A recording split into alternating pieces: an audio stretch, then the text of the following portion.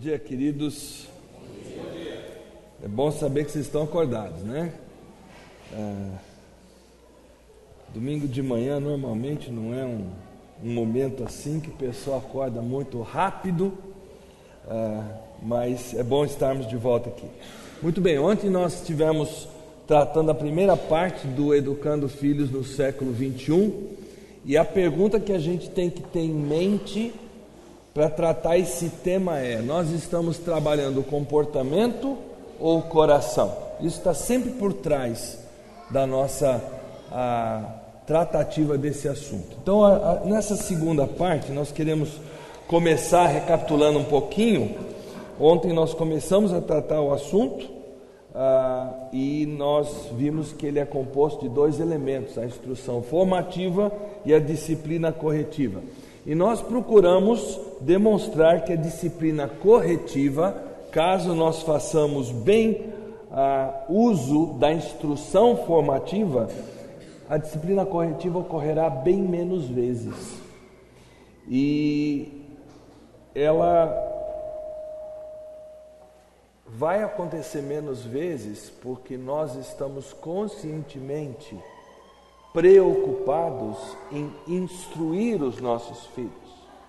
Quando a gente perde de vista esse elemento de que a nossa ação como pais é 24 horas por dia, sem férias, passar instrução para os nossos filhos, a instrução corretiva diminui. Você perceberá que isso diminui sensivelmente. Nós vimos que a Bíblia trata extensivamente da instrução formativa, e que se nós dermos a devida atenção para isso, criar filhos vai ser uma tarefa prazerosa e recompensadora, apesar de não ser fácil, apesar de vez em quando desanimar a gente. Aí nós analisamos o fato de que nós todos nascemos adoradores. Deus nos criou assim. E nós nascemos assim para adorar a Deus, mas se nós não o fizermos, nós acabaremos adorando ídolos que nós criamos no nosso coração. Em seguida, nós percebemos que Deus criou um princípio chamado autoridade, hoje tão desgastado pelo péssimo exemplo que nós temos daqueles que têm cargos de governo no nosso país, mas um princípio de tremenda importância. Porque se nós quisermos criar filhos que genuinamente temem a Deus e vivem para a glória de Deus, eles precisam estar conscientes do princípio chamado princípio de autoridade. Nós mostramos que quando nossos filhos entendem o conceito de autoridade, conforme ele é ensinado pela Bíblia, eles vão aprender a viver debaixo da proteção e da bênção de Deus. Vocês se lembram do círculo da bênção. Hoje nós queremos olhar para mais um outro elemento, chamado ensinar os filhos a importância do coração. Provérbios 4, 23 diz o seguinte: sobre tudo que se deve guardar, guarda o coração, porque dele procedem as fontes da vida. O que Salomão está dizendo com esse versículo é que nós vivemos tudo aquilo que o nosso coração exala. Todas as esperanças, sonhos do ser humano, como nós acabamos de cantar no cântico, né? Brotam, existem a partir do coração. É com o nosso coração que nós reagimos a Deus ou nós nos curvamos aos ídolos. O coração, ele dá o tom para a vida, ele é a fonte, diz o versículo. Se nós atentarmos para o uso que a Bíblia faz do termo coração, ele certamente vai incluir as nossas emoções, que é o que nós normalmente atribuímos ao coração, mas ele inclui também muitas atividades que normalmente a gente atribui à nossa parte racional, nossa parte cognitiva. Tudo isso é processado pelo coração, segundo a Bíblia. É claro que a Bíblia, quando ela usa esse termo, ela não está pensando nesse órgão que bomba sangue, como a gente ilustra nos slides. Ela está se referindo ao nosso ser interior, o nosso cerne. A Bíblia traz cerca de 800 referências acerca do coração. 800 vezes o coração é mencionado na Bíblia. Deve ser coisa importante, né? Eu vou citar apenas algumas das atividades do coração, que vocês vão ver que aparece agora no próximo slide, que comprovam isso. E isso não é uma lista exaustiva, tá, gente? Nós pensamos com o coração, nós lembramos com o coração, conhecemos, discernimos, guardamos tesouros do coração, nós enxergamos, nós odiamos, nós tememos, nós nos entristecemos através do coração, nosso coração torna-se orgulhoso, ele acalenta desejos impuros, nós amamos com o nosso coração, nos voltamos para Deus ou nos afastamos dele através do nosso coração, oramos, nos alegramos, meditamos, cantamos, contribuímos com o nosso coração, amamos a Deus, somos fiéis, justos e retos com o nosso coração, mas o nosso coração também nos engana. Ele ergue ídolos, se tornando endurecido. Nós buscamos a Deus com o coração, nos arrependemos em nosso coração, é com o coração que nós cremos, nós recebemos a graça da nossa aliança através do coração. O meu sincero desejo é que você, ao ver essa lista, repito que não é exaustiva, você fique literalmente impressionado, impactado com o peso que a Bíblia atribui ao nosso coração. O nosso coração está, no nosso coração, melhor dizendo, estão essas coisas e outras o tempo todo.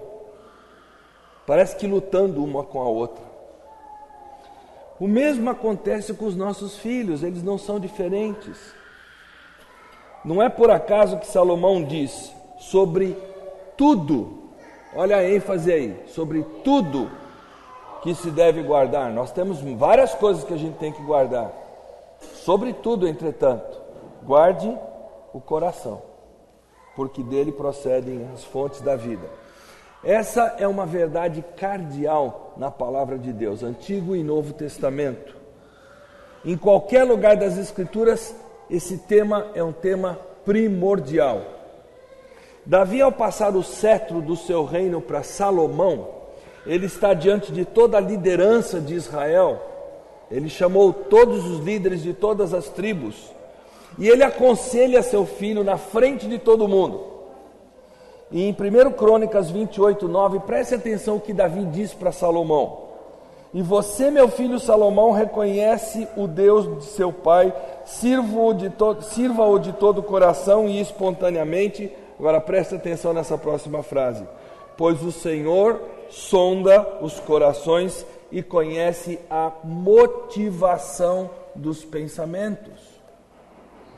Deus nos conhece a ponto de conhecer o que motiva cada pensamento que você e eu temos. Se alguém me diz que está tendo dificuldades de confiar em Deus, eu pergunto em quem ou em que essa pessoa está confiando. Porque nós não conseguimos parar de confiar em alguém ou em alguma coisa. Quando Jesus aplica a lei de Deus em termos do adultério, por exemplo, ele não faz através de uma definição fria, semântica do que é adultério. Ele não define adultério em base de certos atos exteriores. Jesus diz assim: se você olha para uma mulher com intenção impura, se na sua mente você se imaginou dando uma escapadela com ela, você já cometeu adultério com ela. Onde? Na cama? Não, aqui dentro, no coração. Percebe onde é que Jesus estipula os limites? Não é no comportamento interior, é em termos do que nós permitimos que aconteça no nosso coração. Lucas 6 é um texto em que Jesus se vale de uma analogia que eu acho fantástica. O texto diz assim: nenhuma árvore boa dá fruto ruim, nenhuma árvore ruim dá fruto bom. Toda árvore é reconhecida por seus frutos. Ninguém colhe figos de espinheiros, nem uvas de ervas daninhas. O homem bom tira coisas boas do bom tesouro que está em seu coração, e o homem mau tira coisas más do mal que está em seu coração, porque a sua boca fala do que está cheio o coração. O critério é muito claro aqui. O atestado de uma árvore é a qualidade do fruto que ela produz. Bons frutos, árvore boa. Frutos ruins, árvore ruim. Eu gosto de uma ilustração que o Ted Tripp usa, e eu vou personalizar essa ilustração agora. Vamos supor que eu tenho um sítio, e nele existe uma macieira que fica bem de frente para a janela da cozinha. E essa macieira, todo ano, ela só produz maçãs feias, enrugadas, que não tem como a gente comer. Então eu vejo a Jussara frustrada com essa visão que ela tem cada vez que ela abre a cortininha da cozinha, bem de frente para a janela. E como eu sou um marido bonzinho, eu resolvo dar um jeito nessa árvore. Então eu tento as várias alternativas diferentes. Eu vou na internet, eu vejo como é que eu posso fazer a poda, o que eu ponho de adubo, etc. E eu faço e nada dá certo, não muda. Aí num sábado, sem que ela veja, eu pego uma escada, eu tiro todas as maçãs ruins, eu vou num supermercado desses bem equipados e eu compro maçãs importadas da Argentina, aquelas bem suculentas, e eu penduro essas maçãs argentinas com fio de pesca quase invisível em cada galho. Como é que vocês acham que a Jussara reagiria quando ela abrisse a janela daquela cozinha e ela de repente visse aquelas maçãs viçosas naquela árvore que ela está acostumada a ver só coisa feia? Tantas as vezes são que nós agimos exatamente assim com os nossos filhos. Nós penduramos maçãs na árvore. Eu vou dar alguns exemplos para vocês. Nós dizemos, por exemplo, para o nosso filho ou para nosso filho, vamos dizer: peça desculpas à sua irmã pelo que você fez. Desculpa. Ok, pode voltar a brincar. Nós acabamos de pendurar a árvore, a maçã naquela árvore. Nós não resolvemos o problema. Naquela criança não existe um pingo de arrependimento pelo que ela fez. Ela só repete uma frase. E assim nós vamos pendurando tantas maçãs nessas árvores que são as vidas dos nossos filhos, em vez de trabalhar o coração deles. Talvez nós humilhemos os nossos filhos. Quem sabe nós compremos os nossos filhos. Eu tenho que tomar um cuidado de todo tamanho, porque às vezes eu quero um beijo da pequenininha lá, quando ela estava lá em casa, agora ela já mudou para a casa dela, e eu sei o que ela quer. E aí eu pergunto para ela: você quer biscoito? E ela diz: quero. Quer. Aí eu pego ela no colo: então dá um beijo no vovô. Ela me dá um beijo, aí eu dou um biscoito. Eu estou comprando a minha neta. Não é assim que a gente tem que agir, mas é tão espontâneo isso acontecer que a gente não percebe que a gente está pendurando maçã. Quantas vezes a gente pega e diz assim para os filhos: cuidado, Jesus está vendo. É mentira? Não, não é mentira.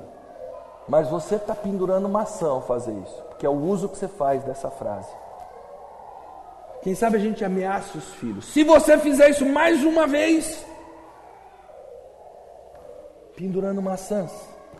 Tudo tentativa de controlar o comportamento. Mas a ilustração que Jesus dá nesse texto é que nós vivemos daquilo que transborda do nosso coração. Então aquilo que nós vimos de comportamento dos nossos filhos, o que eles dizem, o que eles fazem, tudo tem origem no coração. Ou seja, pela ótica bíblica, não há como tratar o comportamento sem primeiro tratar do coração. Não basta controlar o comportamento sem se preocupar com o coração. Comportamento flui diretamente do coração. Onde é que nós queremos chegar com isso? Primeiro, a Bíblia revela o coração. uma utilidade primordial da Bíblia é sua capacidade de expor o nosso coração. Por isso que quando uma pessoa chega para mim e diz assim, pastor, mas esse negócio de ficar falando de pecado toda hora, eu logo percebo que essa pessoa não está querendo que o seu coração seja exposto. Ela sabe que ela é pecadora, mas ela não gosta de ser relembrada disso. Hebreus 4,12 diz assim, pois a palavra de Deus é viva e eficaz, mais afiada que qualquer espada de 2 gumes. Ela penetra ao ponto de dividir a alma e espírito, juntas e medulas, preste atenção, e julga os pensamentos e as intenções do coração. Certos versículos que a gente nunca parou para pensar, eles falam do coração, que a gente conhece esses versículos. Segundo lugar, a Bíblia ajuda nossos filhos a entenderem o coração que eles têm, as formas que eles se afastam de Deus. Terceiro, a palavra de Deus consequentemente revela para nós a profunda necessidade que nós temos da graça de Deus. Observe o contraste entre as atitudes ímpias do coração e as atitudes piedosas do coração. Você tem uma lista aí, repito, as minhas listas não são exaustivas, elas são apenas exemplos, né? Mas você percebe o que influencia o coração humano. Isso nos mostra que não ajudamos os nossos filhos simplesmente tratando do comportamento deles. Ao lidar com o comportamento, nós deixamos de atingir o coração e perdemos uma tremenda oportunidade de mostrar para eles quão profundamente eles, como nós, precisam da graça de Deus. Ezequiel 36, 25 a 27 diz assim: eu purificarei de todas impurezas e de todos os seus ídolos. Está falando do coração do povo dele. Nós carecemos de purificação, gente. Nós precisamos ter os ídolos do nosso coração removidos, conforme o versículo diz. E ele continua dizendo assim: darei a vocês um coração novo e porei um espírito novo em vocês. Tirarei de vocês o coração de pedra e lhes darei um coração de carne. Porei o meu espírito em vocês e os levarei a agirem segundo os meus decretos e a obedecerem fielmente as minhas leis. Então essas ações que estão aqui é Deus quem faz no novo nascimento, na nossa vida. Quando nós lidamos com o coração, nós ajudamos os filhos a perceberem o quão profundamente eles precisam do evangelho da graça de Deus, fornecendo-lhes uma ótima oportunidade, um bom ambiente para conhecerem pessoalmente a graça salvadora do Senhor Jesus Cristo. Eu fico muito triste quando eu percebo que pais como que protegem os filhos de perceber que eles precisam da graça de Deus. Em vez de eles exporem os filhos à realidade do seu pecado, eles vão atenuando o que os filhos fazem, como que escondendo dos filhos que eles precisam da graça, que eles são pecadores. Queridos, isso é uma coisa que a gente faz intuitivamente. A gente poderia dizer, a gente age como aquela mãezona. Mas isso é ruim, gente. A gente está afastando os filhos de Deus ao fazer isso. Por outro lado, se você se satisfizer com o tratar do comportamento do seu filho, da sua filha, você vai acabar gerando mini fariseus hipócritas dentro da sua casa. Mini fariseus hipócritas, que não fazem a mínima ideia de quanto eles carecem da graça de Deus. Eles têm a capacidade de perceber que alguma coisa está errada, mas está faltando papai e mamãe dizer: está vendo? Isso é o pecado que reside no seu coração como reside no meu. E a forma de resolver isso é o que Deus fez com Jesus lá na cruz. Que porta aberta maravilhosa para pregar o Evangelho que nós temos e que tantas vezes a gente joga fora, a gente fecha essa porta. Nesse intuito de proteger os filhos. Proteger do quê? Proteger da visão real? Onde é que nós estamos? Nós estamos preocupados com o comportamento, não com o coração. Para encerrar, nós queremos olhar para o assunto que eu sei que mexe muito com o coração de cada um e as perguntas são muito grandes. O importante lugar da disciplina corretiva. Na mensagem de hoje à noite nós vamos tratar de um tema que é abordado lá em Gálatas 6. A lei da semeadura, que você planta, você colhe. Mas antes de nós entrarmos nesse assunto hoje à noite, eu quero olhar com vocês para o importante lugar da disciplina corretiva. Uma vez que nós sabemos que esse círculo da bênção que a gente ontem abordou realmente existe, porque está escrito na Bíblia, então nós vemos nessa próxima tela que também é verdade que os nossos filhos podem sair desse círculo da bênção. E quando eles saem desse círculo da bênção, quando eles desobedecem ou desonram pai ou mãe, eles se colocam numa posição perigosa diante de Deus. Fora do círculo, as coisas não correrão bem para ele ou para ela, e essa criança não desfrutará da definição bíblica de vida longa. Então, a função da disciplina corretiva é trazer a criança de volta para o círculo da bênção quando ela se colocou fora dele. Disciplina não é fazer com que nossos filhos paguem por seus pecados. Vamos deixar isso muito claro. Disciplina diz respeito a trazer as correções da vida para dentro da vida dos nossos filhos. A palavra de Deus diz em Hebreus 12: meu filho, não despreze a disciplina do Senhor. Agora preste atenção a essa próxima frase: pois o Senhor disciplina a quem ama, assim como o pai disciplina o filho em quem ele se deleita.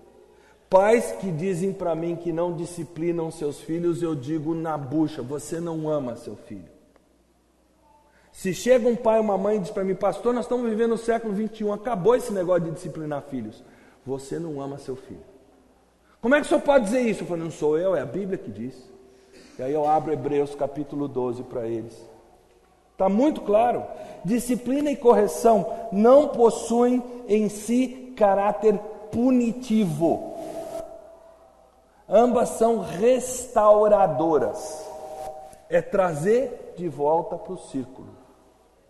São boladas por Deus para que a gente traga os filhos para debaixo da asa protetora desse círculo da bênção. Mas o que dizer da disciplina física? Que essa é a questão chave hoje em dia, né? Ainda mais com essa lei da palmada.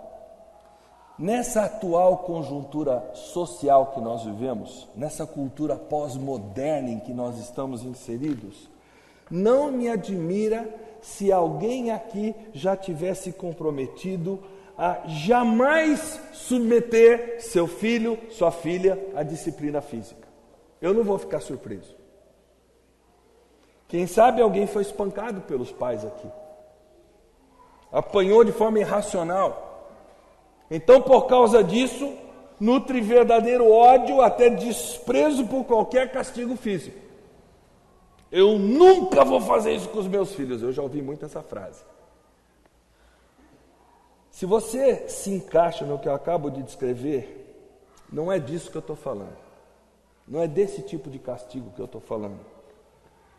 O que eu tenho em mente é o uso muitíssimo criterioso da vara da correção, que é o que a Bíblia ensina para nós. Hoje em dia, disciplina e a correção soam como coisa de gente chucra. O mundo faz a gente sentir isso. Não é politicamente correto.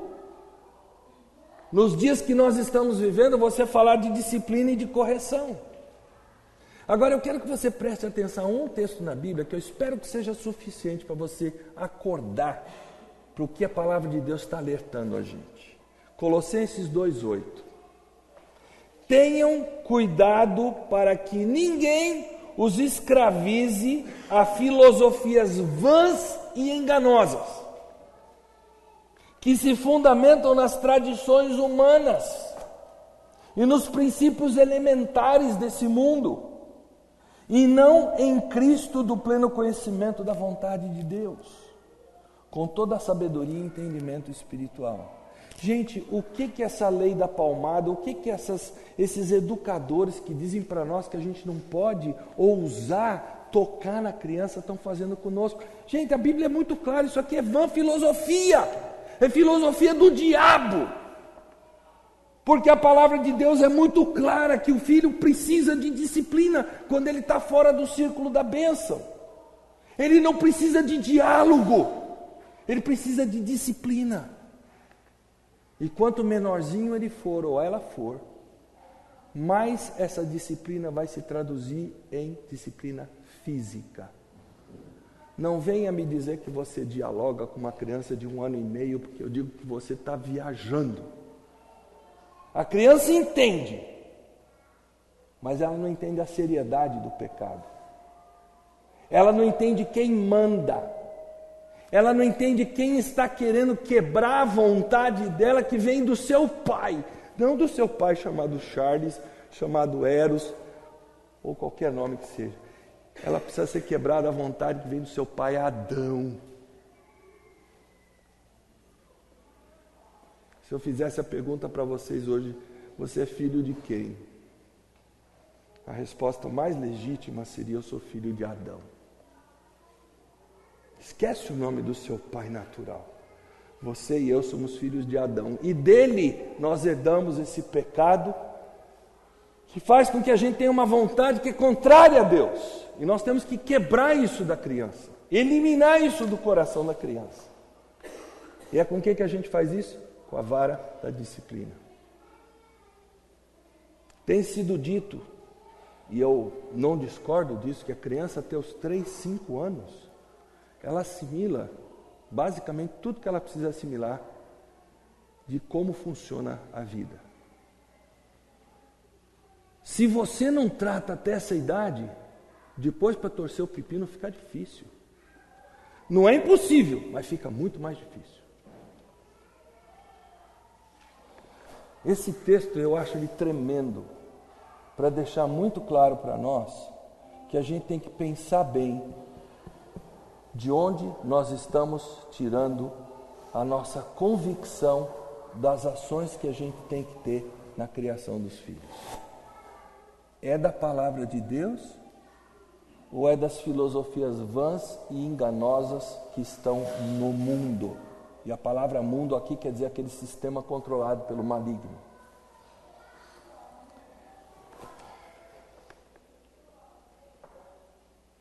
Esse mundo, quando ele apresenta coisa para nós, ele apresenta de forma que aquilo que ele oferece para nós parece coisa boa. Parece coisa razoável. Mas nós precisamos constantemente de nos lembrar, nos relembrar que você e eu nos alimentamos das verdades de Cristo Jesus. E essas verdades são as verdades contidas no livro preto aqui, ó. Não vem de outro lugar. Provérbios 13, 24. Alguns versículos que falam sobre a disciplina. O que retém a vara aborrece a seu filho, mas o que o ama cedo o disciplina. Eu vou repetir para vocês. O que retém a vara aborrece a seu filho, mas o que o ama cedo o disciplina. Eu acho que talvez eu já tenha até dito aqui, eu uso isso muito como ilustração, mas eu acho muito interessante como é que o meu filho mais velho, pai dessa pequenininha cheia de determinação pessoal, ela vai mexer numa coisa, Ele diz não. E ela olha para ele e ela estica a mão e mexe. Ele pega a mão e bate. E ele já disse, se mexer de novo vai apanhar mais forte. Você pode dizer, ele está ameaçando. Não, ele está dizendo para ela que a coisa vai ficar mais feia. Vai ter consequências. E às vezes ela ousa mexer de novo. E aí ele não pega e bate na mãozinha, ele leva lá dentro e ele passa um momento conversando com ela e daqui a pouco você ouve o choro. Porque aí ele bateu mais forte.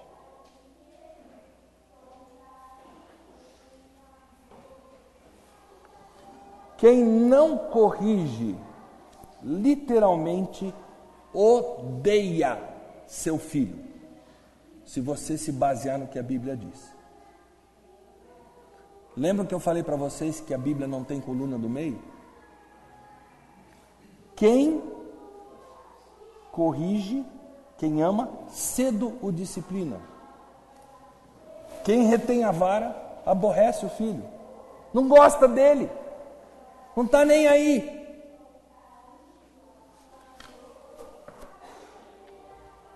Eu vou dizer para vocês o que acontece na realidade. Quem não disciplina o filho, ama demais a si mesmo. Não quer ter o trabalho.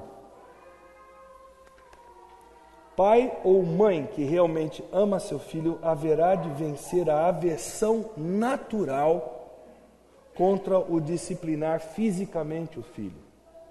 E o disciplinará com todo cuidado e todo critério. Provérbios 19:18, eu estou usando aqui a NVI. Discipline seu filho, pois nisso há esperança. Não queiras a morte dele. Agora perceba a conexão desse versículo com os próximos. Provérbios 22:15. A insensatez está ligada ao coração da criança, mas a vara da disciplina a livrará dela. Insensatez, queridos, não é criancice. Não devemos disciplinar os nossos filhos porque eles agiram com criancice.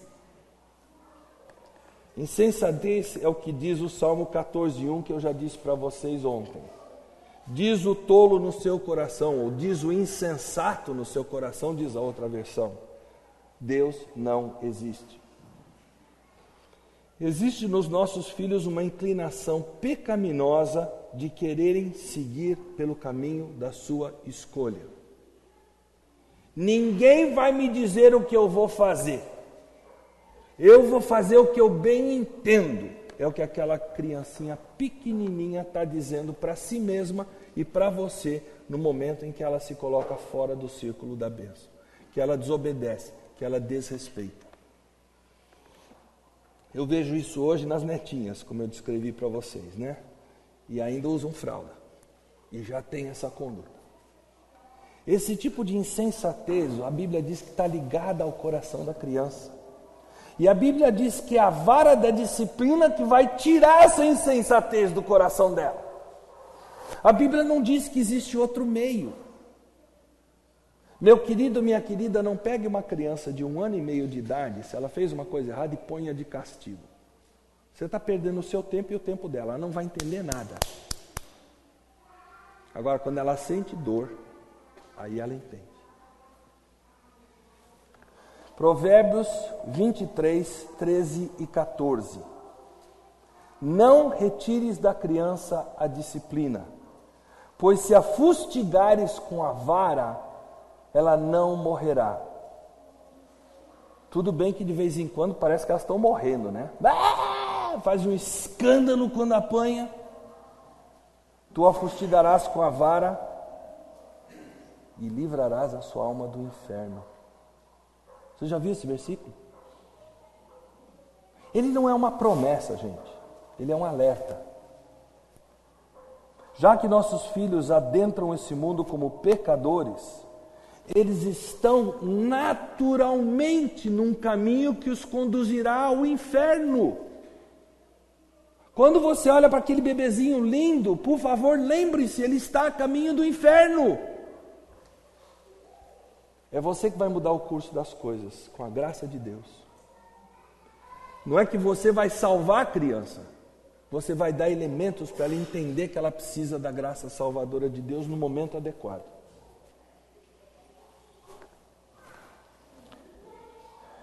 Um dos meios que Deus usa para resgatar os nossos filhos desse caminho perigoso é o correto uso da vara. Por favor, não esqueçam disso. Provérbios 29, versículos 15 e 17.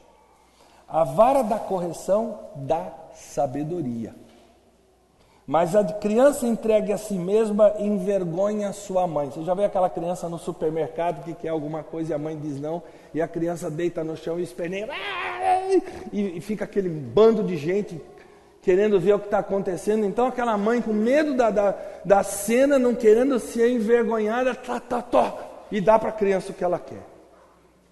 Aí a criança para instantaneamente de espernear e chorar. A criança entregue a si mesma envergonha sua mãe. Discipline seu filho e este lhe dará paz. Trará grande prazer à sua alma. Minha querida, meu querido, essa paz e alegria à sua alma você não vai sentir quando a criança tem 2 anos de idade. Não se iluda a ponto de ver que é imediato. Mas palavra de quem criou filhos já e está vendo os netos serem criados. Essa paz, ela reside no coração do pai de adultos que foram criados conforme a palavra de Deus. Essa alegria brota no meu coração, no coração da minha esposa, quando a gente vê os filhos aplicando na vida dos filhos deles aquilo que a gente aplicou na vida deles e deu certo, porque é palavra de Deus, e a palavra de Deus não erra, ela não tem margem de erro, quando ela diz, acontece, seja para bem ou para mal.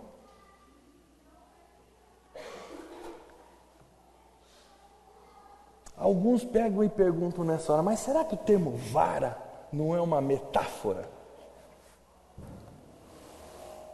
Eu vou dar para vocês a regra da boa interpretação bíblica. Nós sempre interpretamos a Bíblia literalmente, a menos que a interpretação literal não faça sentido. Agora, quando eu digo não faça sentido, eu não estou dizendo não faça sentido à luz da cultura de hoje. Ela não faça sentido, esquece a cultura. Quando eu leio, por exemplo, na Bíblia, o Senhor Deus é uma rocha. Isso é uma metáfora óbvia. Isso é para mostrar para nós como é que Deus é firme, como é que Ele não muda. Então, o salmista usa uma expressão que para o Tiago vai ficar muito claro. Como uma rocha vai ser sempre uma rocha, o Senhor vai ser sempre o Senhor. Então isso é uma metáfora. O que nós precisamos fazer nesse assunto de criar filhos é confiar em Deus e nos colocarmos debaixo da autoridade das Escrituras. Senhor, eu estou fazendo aquilo que a Tua palavra manda. Eu peço que o Senhor honre a minha obediência, pela Tua misericórdia e pela Tua graça. Minha obediência que cá entre nós é falha. Tantas vezes eu negligencio, Senhor. Então vamos ao como nós devemos disciplinar os nossos filhos, que isso é uma parte muito importante. Em primeiro lugar, leve seu filho para um lugar onde haja privacidade para que disciplina ocorra. Eu vejo vários pais me perguntando, pastor, se eu disciplinar o meu filho na frente dos irmãos, isso não vai fazer os irmãos ficarem mais espertos? Eu falei, ao contrário. Se você levar o seu filho para um canto lá escuro, eles ficam ouvindo, eles estão lá com o ouvido ligado. No momento que o irmãozinho chora, a irmãzinha chora, opa, o efeito é forte. É muito pedagógico. E hoje em dia você tem que fazer isso, não só pelo respeito à pessoa daquela criança, porque você está tratando só com ela, você não está querendo expô-la ao ridículo na frente de quem quer que seja. Mas também por causa dessa situação da lei da palmada e tudo mais. Você não quer correr riscos desnecessários.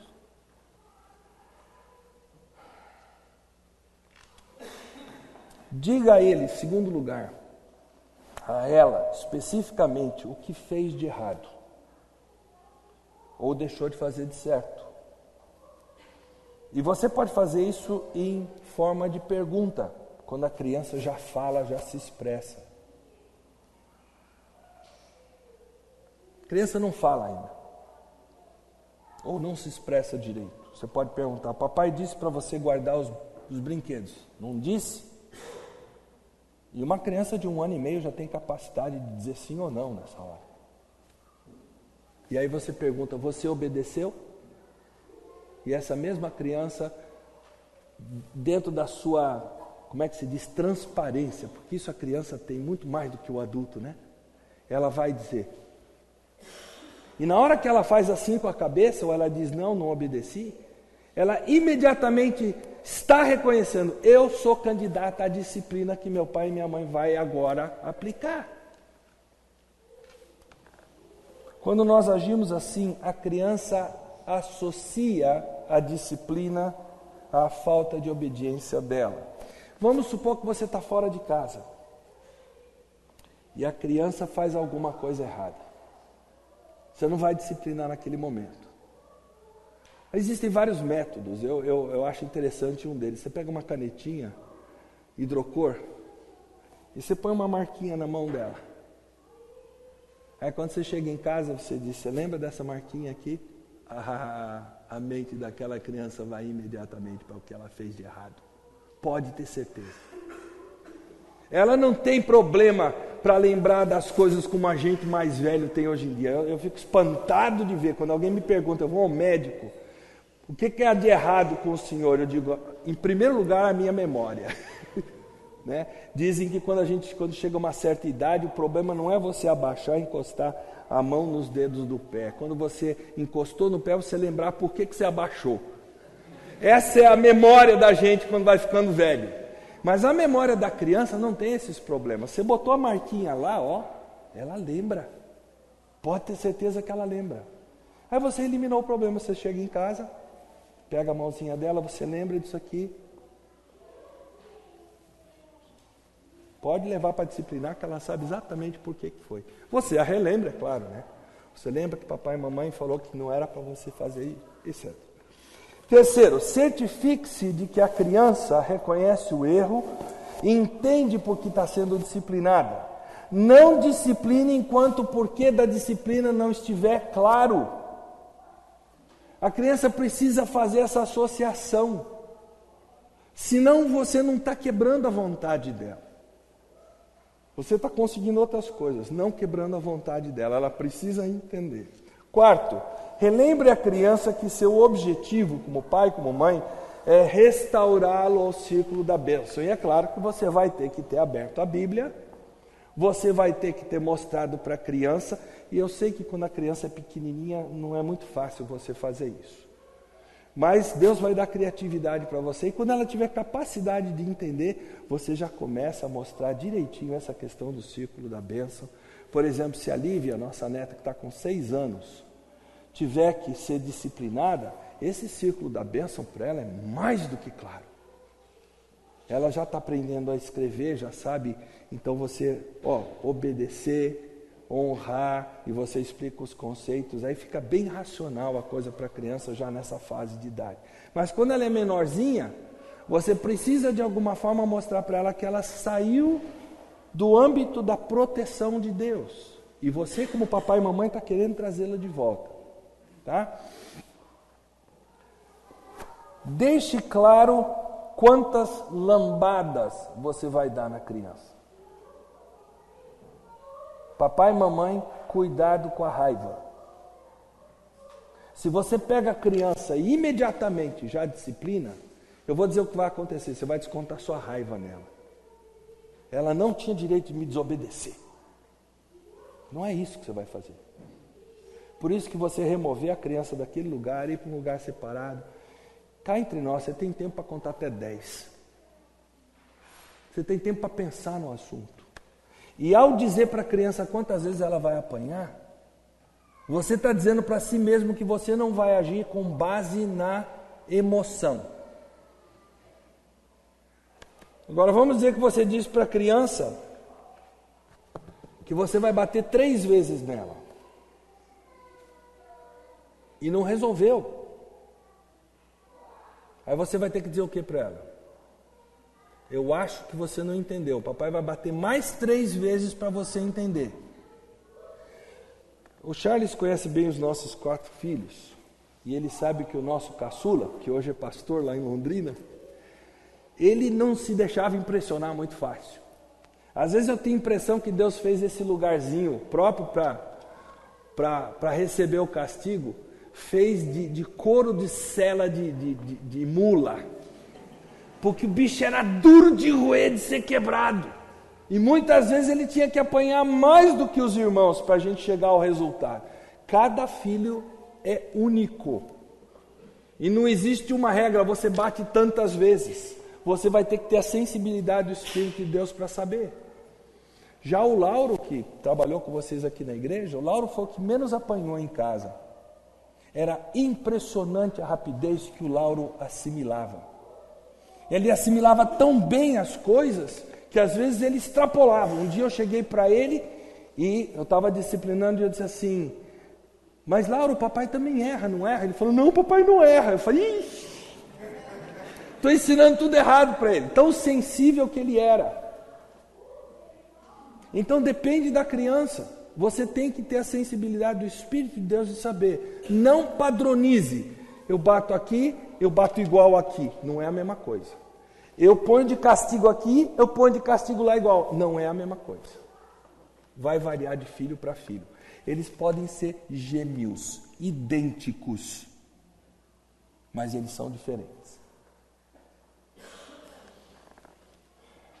Remova a roupa protetora.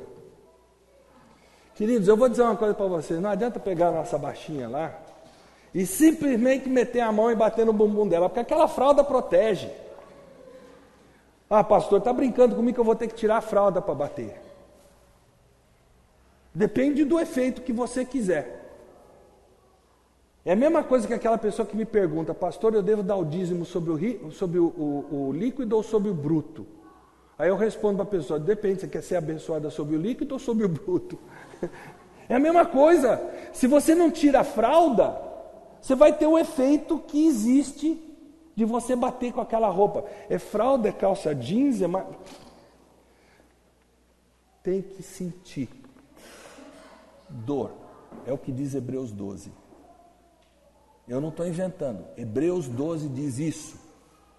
Dói a princípio, mas depois se revela bênção. Isso aqui é muito importante que vem agora.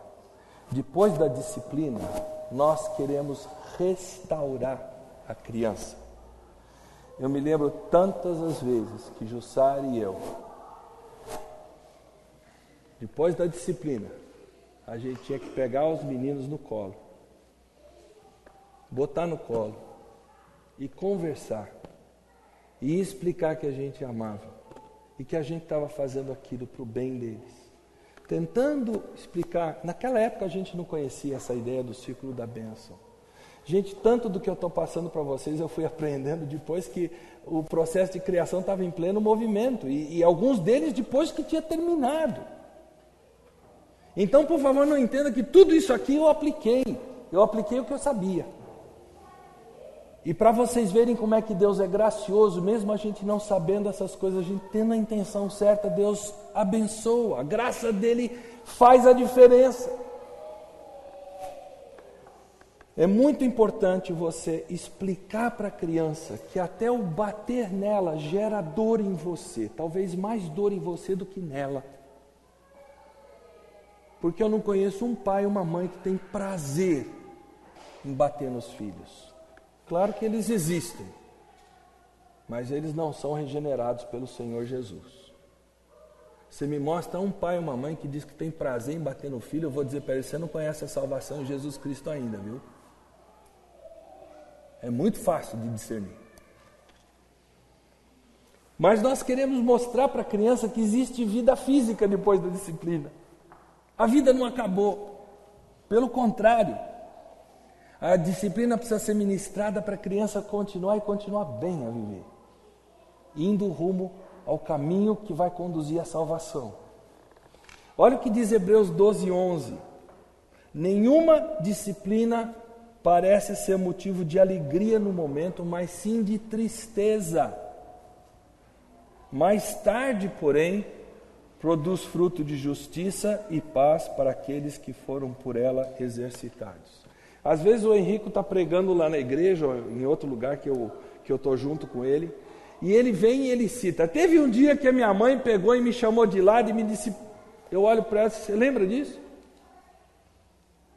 Teve um dia que meu pai falou assim para mim, eu não lembro de mais nada. Ele lembra. Ele está com 33, Júlio? Não, 35 anos.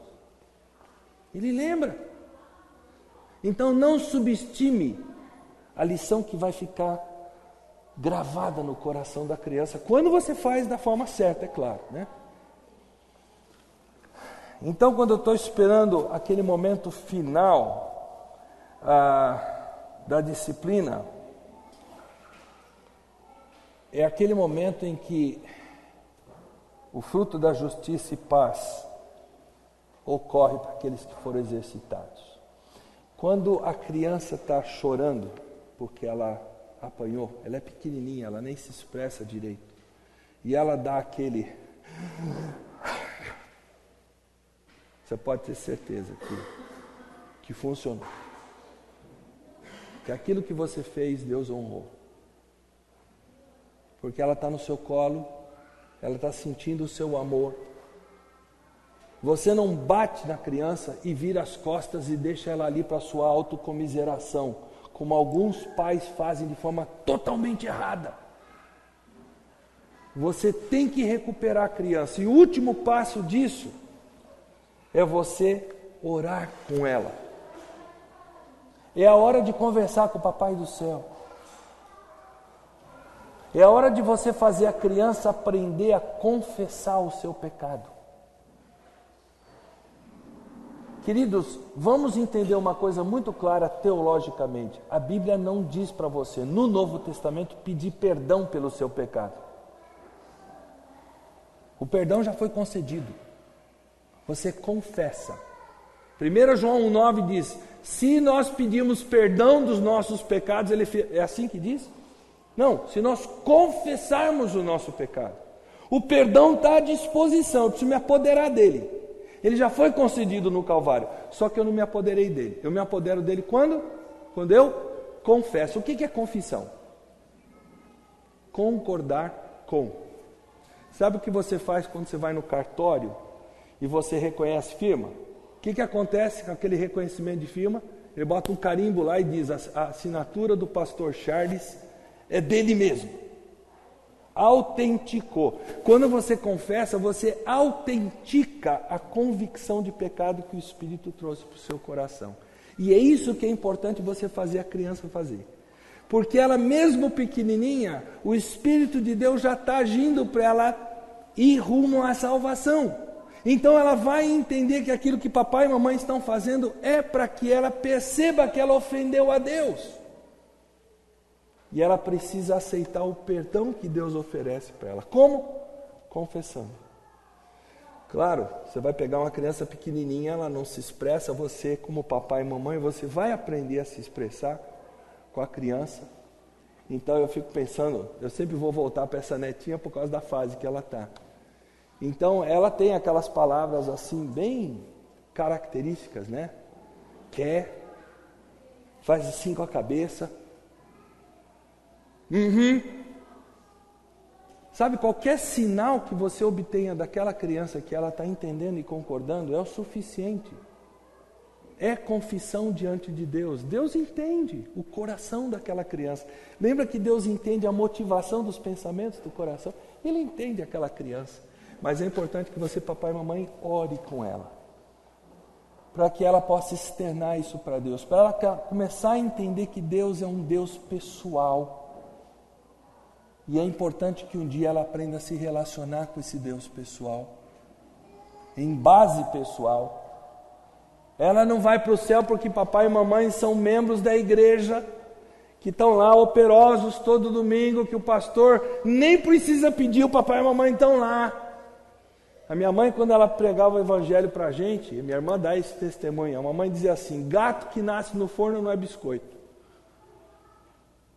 Muitas vezes a gata dá luz num lugar quentinho, né? Não é porque o filho dela nasceu no forno, o gatinho, que ele é biscoito, ele é gato. Então os nossos filhos são pecadores. E eles vão ter que chegar um dia que eles vão confessar o seu pecado para serem salvos por Cristo Jesus. Eles vão crer que o que Jesus fez na cruz é suficiente para eles. Mas como é que a gente faz isso? Adotando o método certo. Então, não encerre a disciplina sem orar com a criança. Ah, pastor, isso leva tempo, eu estou com visita em casa. E esqueça a visita. A visita não é mais importante do que o seu filho.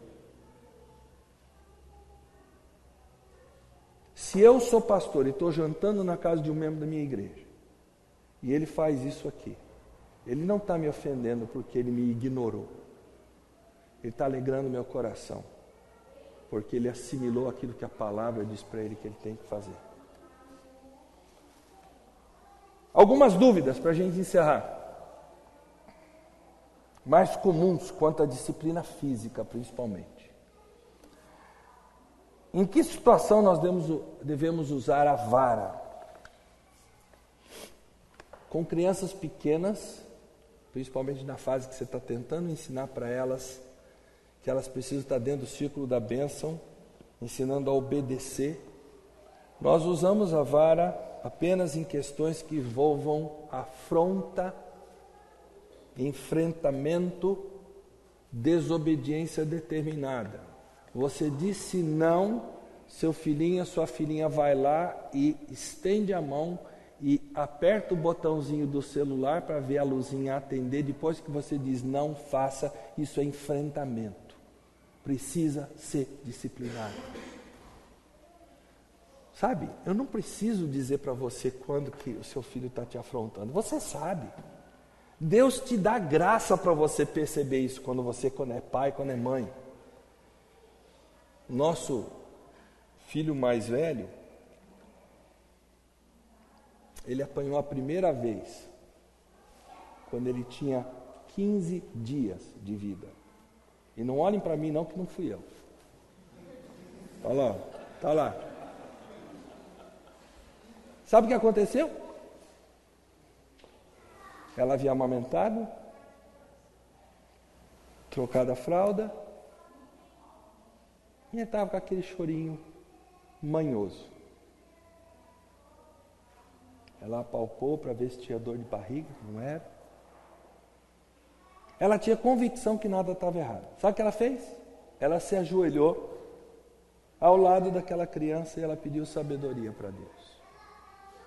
E imediatamente ela teve convicção que ela precisava dizer para aquela criança que aquilo era a vontade dela. E ela precisava perder isso. Ela tirou a fralda, levantou as perninhas e deu uma lambada no bumbum. Uma única. Não foi varinha naquele dia, foi a mão mesmo. Sabe o que aconteceu? Parou de chorar. E nunca mais chorou numa situação dessa. Aprendeu a lição. Ai, que crueldade!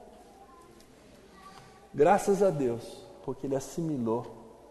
E hoje ele é um filho que traz alegria ao nosso coração da forma que ele disciplina, que ele cria as filhas. Tremendamente amoroso, muito mais amoroso do que eu fui.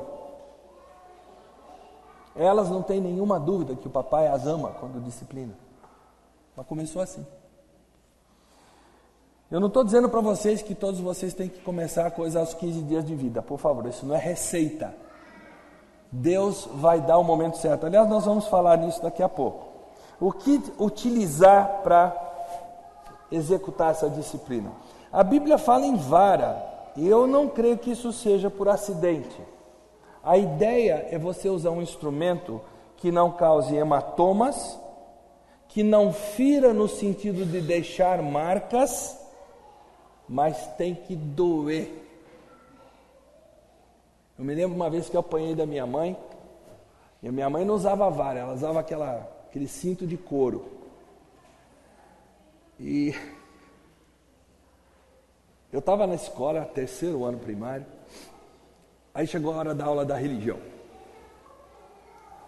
E aí a gente fica sabendo que o nosso professor evangélico não tinha ido por algum motivo de doença, não sei. E nós íamos assistir a aula com a freira. Sabe o que eu fiz? Fugi da escola. Pulei o muro da escola e fui para casa. Só que eu era tão inocente que eu cheguei em casa mais cedo. E a diretora já tinha ligado para minha casa. Aí a minha mãe, sem me perguntar nada, me deu uma surra que eu nunca mais esqueci. Eu fiquei com as pernas marcadas. E no dia seguinte ela me fez ir para a escola de calça curta. Até hoje eu discuto com a minha mãe que essa disciplina foi errada e ela não aceita. Ela é teimosa. Está com quase 90 anos. Cuidado para quando você disciplinar seus filhos, não fazer esse tipo de coisa. Não é para mostrar para os outros que você disciplina. É para atingir o coração daquela criança, apenas e tão somente. Eu não estou dizendo com isso, gente, que eu abomino o que minha mãe fez. Eu sou grato a Deus pela firmeza que minha mãe teve.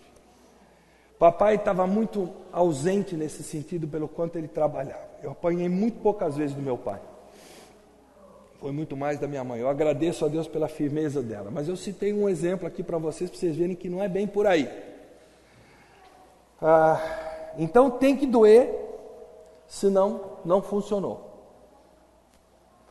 Com que idade a gente começa a disciplinar? Eu já falei para vocês do exemplo lá em casa, não é norma, mas eu quero dizer para vocês que quando a criança já tem 1 ano e 4 meses, 1 ano e 5 meses, como a nossa neta que está ali conosco, né, a mais novinha, agora tem 2 meses e pouco, a criança tendo oportunidade de manifestar a sua vontade, você já sabe o que você tem que fazer. Ela não precisa estar andando para isso. Peça a sabedoria de Deus. Agora, por favor, muito cuidado, que é a próxima coisa. E se eu estiver muito irritado? Faça um trato com seu cônjuge. Você não vai disciplinar seu filho ou sua filha antes de você ter tido a oportunidade de resolver a sua ira diante de Deus. Se a sua ira é pecaminosa, papai e mamãe, confesse o seu pecado para Deus antes de disciplinar o seu filho. Se não sabe o que vai acontecer, você vai disciplinar com raiva e aí você vai ter um trabalho duplo que você vai até poder complicar um pouco a mente da criança. Você bate, aí você vai ter que pedir desculpa pela forma que você bateu. Complicado, né? Então resolva antes. Não bata irritado. E se a gente não tiver em casa, eu já dei a dica para vocês. Faz uma marquinha. Agora, tem horas que a desobediência da criança, principalmente quando ela está na frente dos outros, está longe de casa, que ela sabe que ela não vai apanhar, ela é insistente.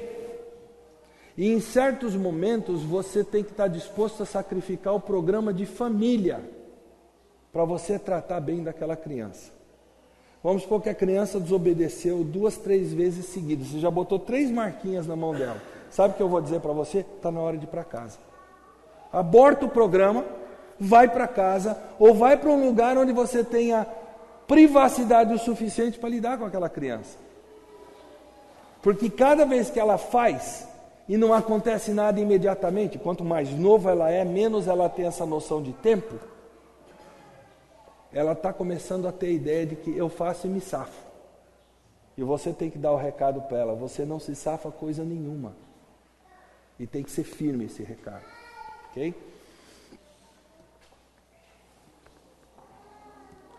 E se a criança não me ouviu? Isso é uma possibilidade. Você tem 2 coisas a trabalhar nessa hora. Eu estou a 2 metros do meu filho e ele não me ouve. Faça um teste. Por exemplo, a nossa baixinha lá, ela tem a mania de você falar com ela, ela não olha para você. Outro dia o meu filho disciplinou ela 4 vezes até ela olhar olho no olho do pai. Porque ela é tremenda para fugir, para não enfrentar a culpa, entende? Se ela não quer fazer uma coisa, ela se faz de rogada, ela finge que não ouve. Mas aí o que o povo pode fazer? Você quer biscoito?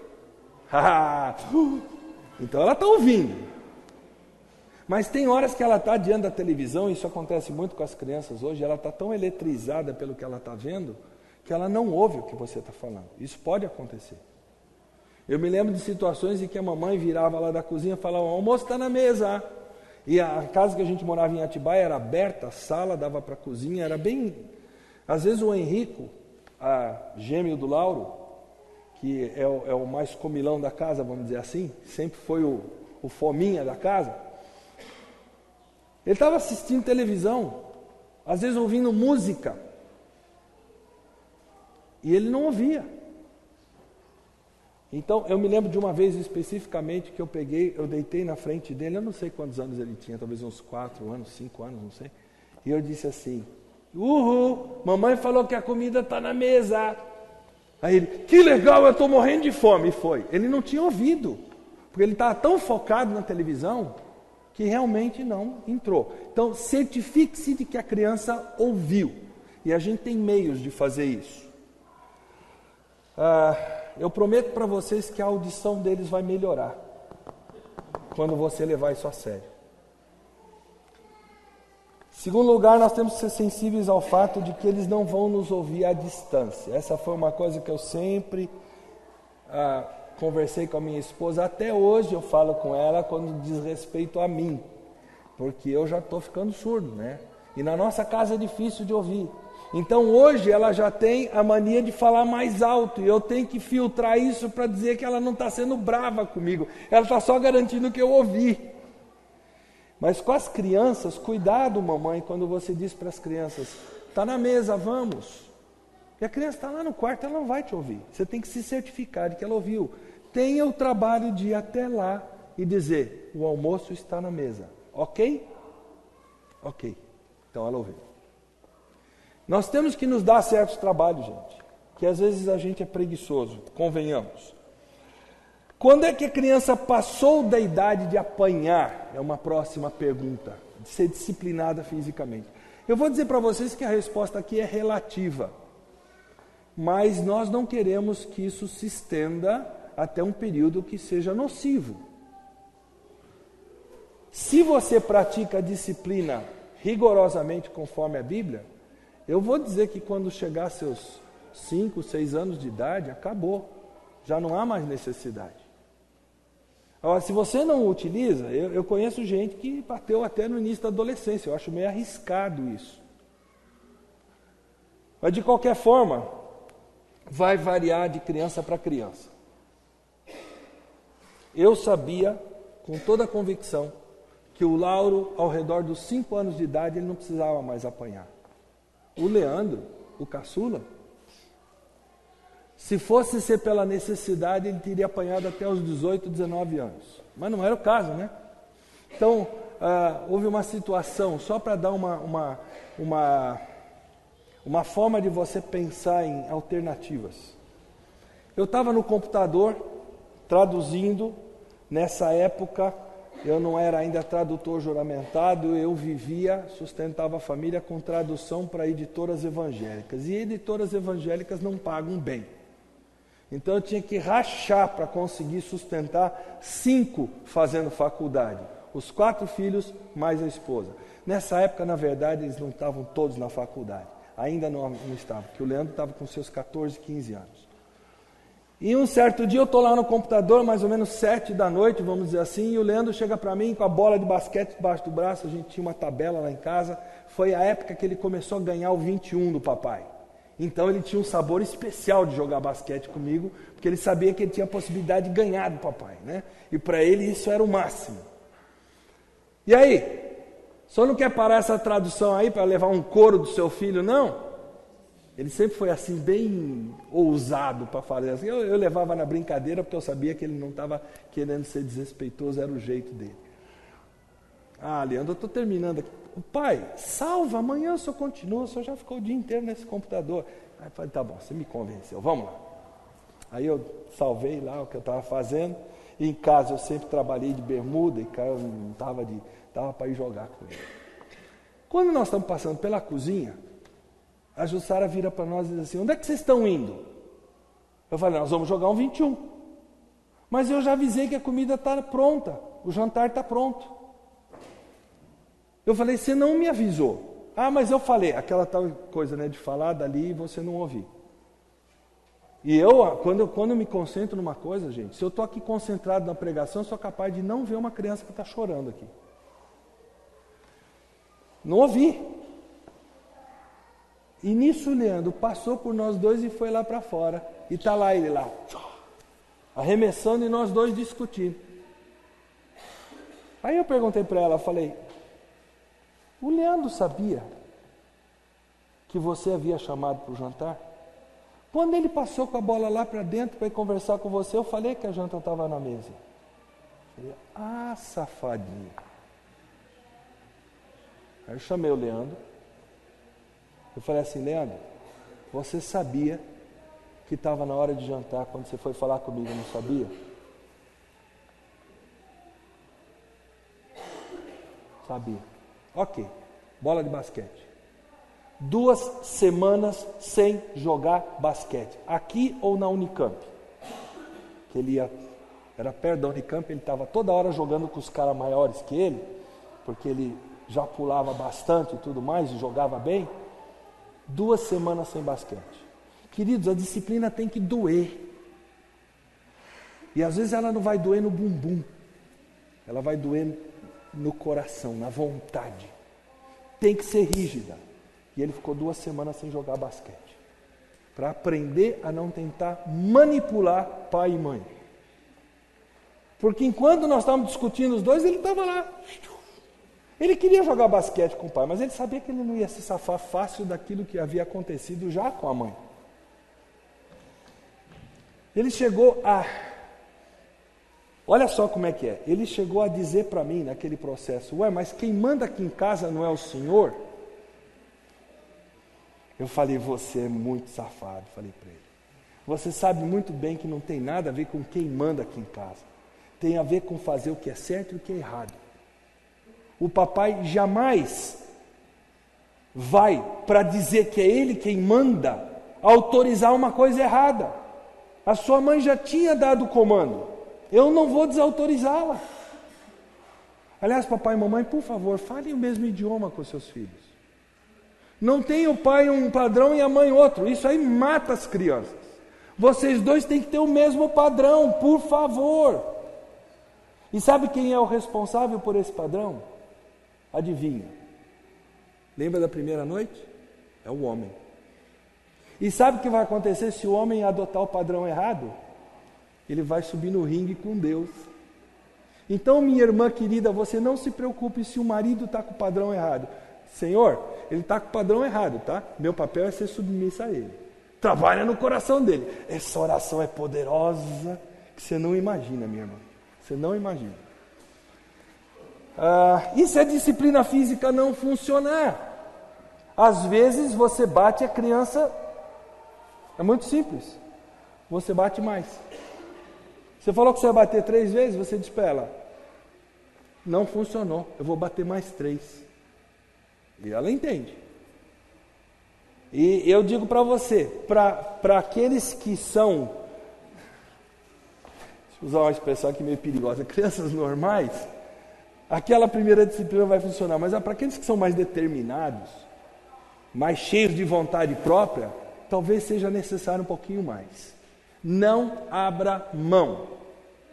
Se você disciplina e a criança faz aquele choro que não é choro de arrependimento, é choro de raiva, de afronta porque você está disciplinando, bata mais até quebrantar a vontade dela. E diga para ela: você não está chorando de arrependimento, você está com raiva. Então, já que você está com raiva, você apanha mais. Não abra mão de ganhar essa batalha. Se eu estivesse dizendo isso na frente de uma plateia de psicólogos, eles iam dizer: esse cara é louco. Sou louco mesmo, é o que a palavra ensina. Não tenho problema nenhum em ser taxado de louco para quem é do mundo. Eu estou aqui para agradar o Deus que me deu as regras.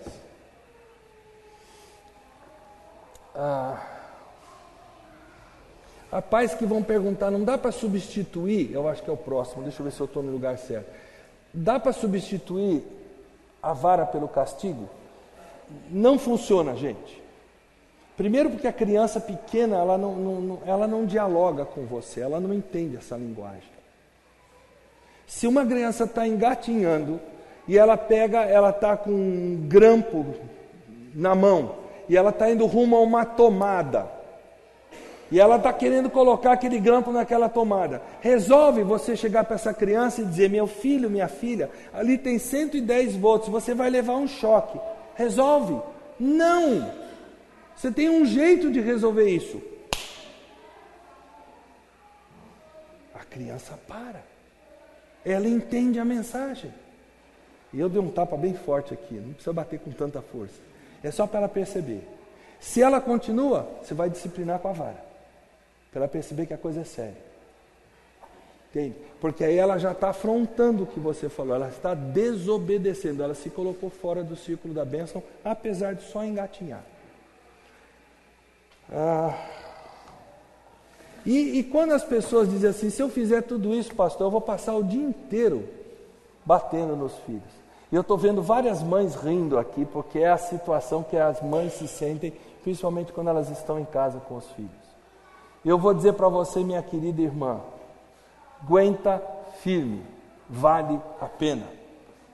Eu me lembro que eu estava na Igreja Batista Cidade Universitária como membro, e eu tinha acabado de dar um curso semelhante a esse na escola bíblica, e uma das irmãs da igreja, esposa de um dos pastores da igreja, os nossos filhos já eram adolescentes e os filhinhos dela eram pequenos.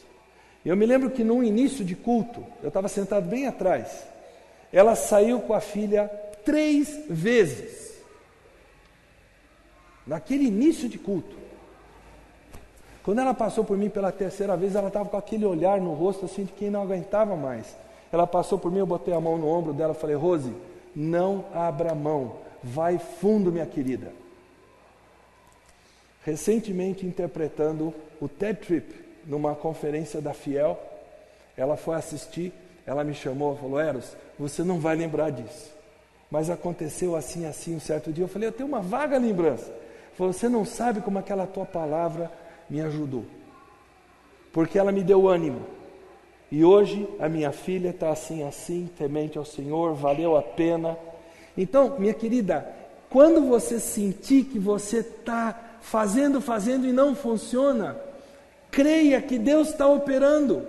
O diabo vai querer resultados imediatos, que você veja resultados imediatos. Você é imediatista como eu sou, como ser humano pecador. Não ceda ao imediatismo. Confie com fé na palavra de Deus. Deus disse que vai funcionar, mesmo que eu não esteja vendo fruto agora, vai funcionar. Discipline 5 vezes se for necessário, no mesmo dia. Não tem problema. É Deus que está atuando. Você está crendo nisso. E se for tarde demais, é o último. Eu já tive situação de dar esse curso e de pessoas chegarem para mim e dizer assim: pastor, meus filhos são adolescentes, eu nunca apliquei isso daqui. Mas eu estou convicto que eu estou errado, o que eu faço? Reúne a sua família. Aqui no caso, vocês que estão com seus filhos aqui do lado, dos 10 anos para cima, fica mais fácil porque eles estão ouvindo tudo que eu estou falando, né?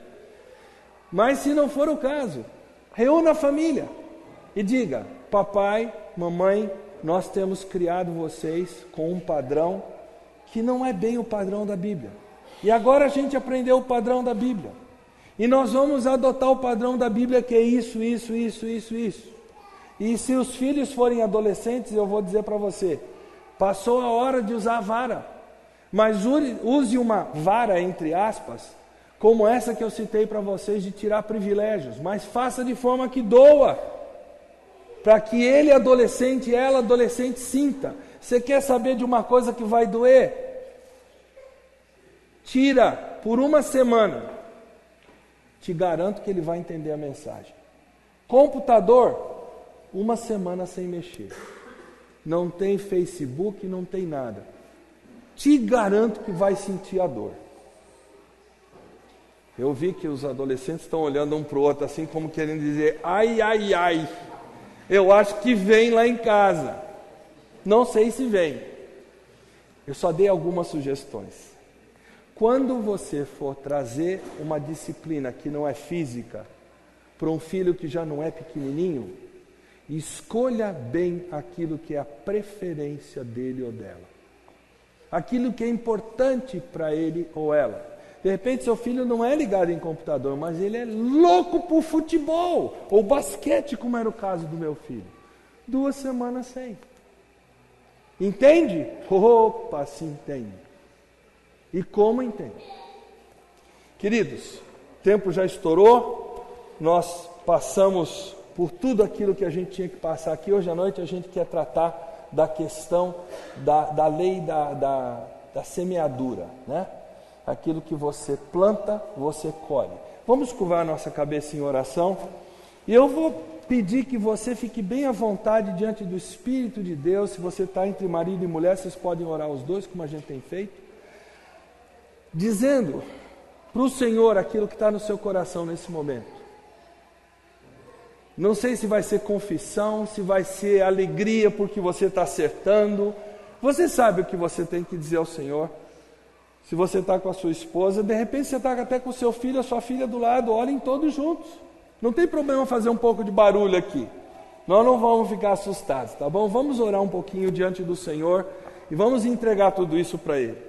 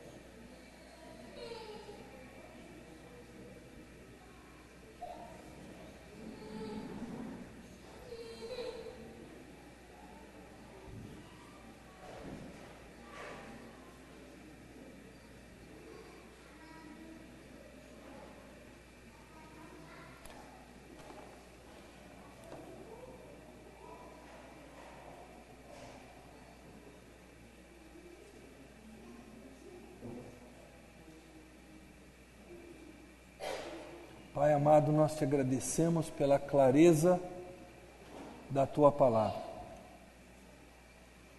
Nós te agradecemos porque nós temos exemplo daqueles que foram à frente de nós e deram para nós provas vivas de que o adotar da Tua palavra funciona. Eu louvo ao Senhor pelos vários exemplos que o Senhor me propiciou para que eu cresça, que a Tua palavra funciona. E hoje eu posso testemunhar que funcionou na nossa vida. Abençoa esses queridos irmãos, desde os filhos que estão aqui ouvindo, até pai e mãe que estão aqui avaliando o que tem feito e como tem feito. E usa tudo isso para a Tua glória, ó Pai. Faze desses queridos irmãos pessoas que Te glorificam plenamente nesse aspecto de criação de filhos. E para aqueles filhos que estão ouvindo aqui, que eles sejam filhos que Te glorificam plenamente, sendo filhos. Nós oramos em nome de Jesus. Amém.